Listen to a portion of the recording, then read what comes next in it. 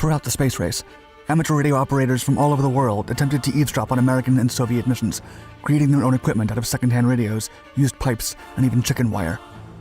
In contrast, official government equipment cost millions of dollars in construction and maintenance alone. For Italian radio enthusiasts Achille and Giovanni Giudico Cordelia, their hobby took over most of their life. After building their own radio tower in their parents' land, they intercepted communications from both American and Soviet missions. On November 28, 1960, Achille and Giovanni intercepted a sudden Soviet transmission. The brothers were astonished, as the USSR had not announced any mission. And instead of random beeping or technical conversations, it was a call for help. This message was the first in a series of calls that led to a conspiracy theory that has become one of the Cold War's biggest mysteries: the possibility that the Soviet Union concealed failed manned missions from the rest of the world.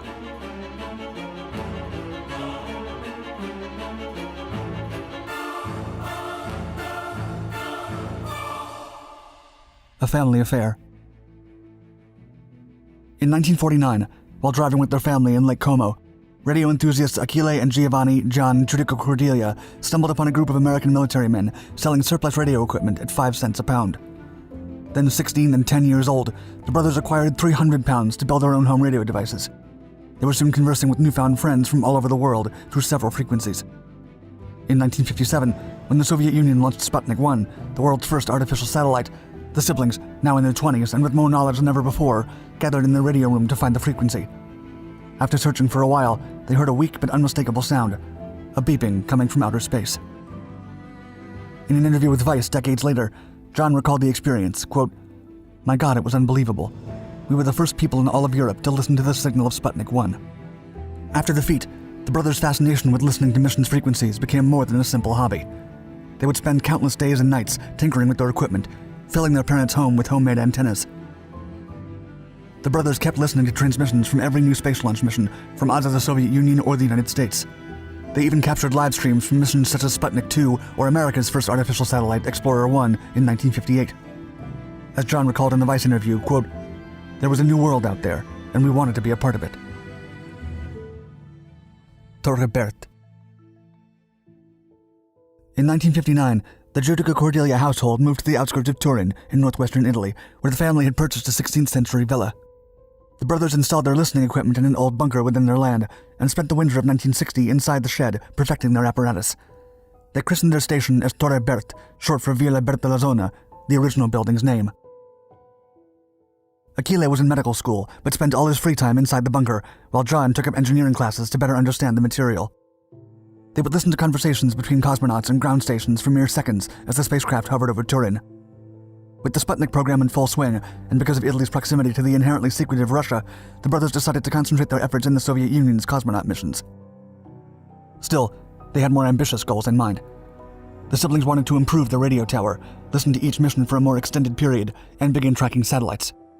To achieve these objectives, they needed a movable dish antenna that would follow objects across the sky and be able to pick up even the faintest of electronic signals from space. While global governments spent millions of dollars on elaborate transmission devices, the young Giudico Cordelia students had no choice but to build their own.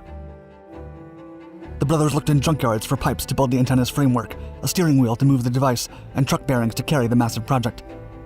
After months of effort, they had also built other equipment such as screens to follow the device's movement and a listening console with recorders to tape messages from the passing satellites. Although the brothers lacked substantial funding to buy technical journals or hire an expert, the young space enthusiasts built a filtering device to screen out unwanted noises and came up with a method to determine the frequency of 6 different Russian tracking stations.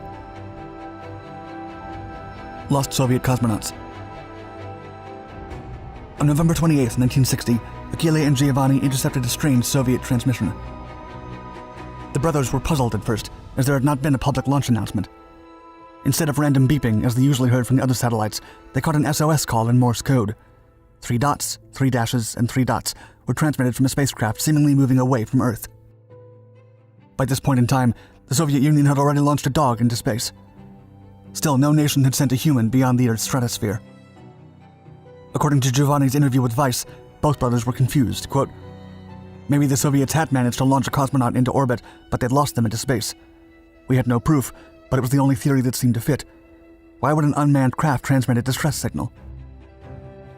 3 days after the SOS call, Russia admitted that a recent launch had failed, but did not mention that a human had been aboard the capsule. This was only the first in a series of mysterious Mayday calls the brothers intercepted over the years, a theory that became known as the Lost Soviet Cosmonauts.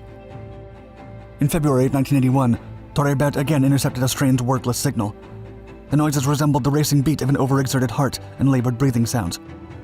The siblings took the recording to famed heart surgeon Dr. A. Dorliati, whose verdict was that the noises belonged to a dying man. 3 months later, the brothers intercepted another unsettling call, in which the voices of 2 men and 1 woman could be heard desperately screaming, quote, "Conditions growing worse. Why don't you answer? We are going slower. The world will never know about us." The transmission then ended abruptly. Alaskan and Swedish radio interceptors also picked up this distress signal, but neither knew their real purpose. During the time of these recordings, the Soviet Union announced their first successful human-crewed mission, in which Yuri Gagarin orbited the Earth. And on June 14, 1963, they recorded a female voice that allegedly belonged to cosmonaut Valentina Tereshkova. The brothers claimed it was recorded 2 days before the official launch date provided by the Soviets. The Judiko-Cordelia siblings were convinced that these calls pointed to the Soviets launching people into space, losing them to accidents, and covering it up. A visit to NASA. Torre Bert was more rudimentary than many nations' official space displays. Still, the Judiko-Cordelias had exceptional knowledge that far exceeded other home radio listeners. In 1964, the siblings won a space quiz TV contest, earned $3,000, and immediately spent the money on a trip to America. With help from scientists such as Dr. Walter Ramberg, they visited NASA and arranged a meeting with space communication specialists. While in NASA, the brothers played tapes that they had recorded of John Glenn's conversations with capsule communication, recorded during the Friendship 7 mission in 1962. American officials were astounded. Harry J. Gett, the Goddard Space Flight Center director, told their translator that they had done a remarkable job, but that he was worried that amateurs had been able to access secret working frequencies. When the scientist asked the brothers how they had determined the specific frequency in the L-band, they answered, quote, "Easy. We saw a pre-flight picture of the Glenn capsule, and we figured out the frequency from the size of the capsule antenna." The response convinced NASA officials of the brothers' capabilities and made a deal with them. The scientists would give them 2 NASA frequencies in exchange for 2 of their acquired Russian ones. Zeus Network. As Torre Bert became more complex, the brothers realized that they would need more hands to operate it. They recruited over a dozen space enthusiasts and asked their younger sister, Maria Teresa, to learn Russian to translate messages from the crewed Soviet flights. Giovanni also recruited his girlfriend, Laura Ferbato, to enlist other amateur space fans and build the Zeus Network, a worldwide organization formed of global space fanatics. The brothers' network eventually forecasted, 12 hours before the fact, that the Soviet Lunik 4 launch to the moon would miss its target by 5,000 miles. A year after its foundation, the Zeus Network had 17 stations spread all over the planet.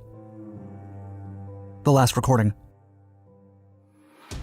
On March 18, 1965, the Judiko-Cordelia siblings recorded cosmonaut Alexei Leonov's voice as he performed the first spacewalk in history.